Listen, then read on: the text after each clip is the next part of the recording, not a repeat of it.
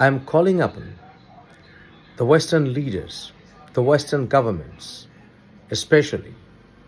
I'm calling upon the government of Canada, the US, the UK, France, Germany, Italy, Sweden, Norway, Denmark to designate Bangladesh Chhatra League, the student wing of the ruling Awami League of Bangladesh, as a terrorist group.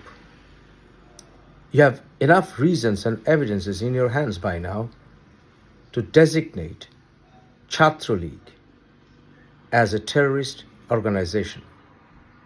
Steps should be taken to make sure none of the leaders of the Chhatra League can enter the Western countries or seek asylum after the ensuing fall of Sheikh Hasina, the dictator.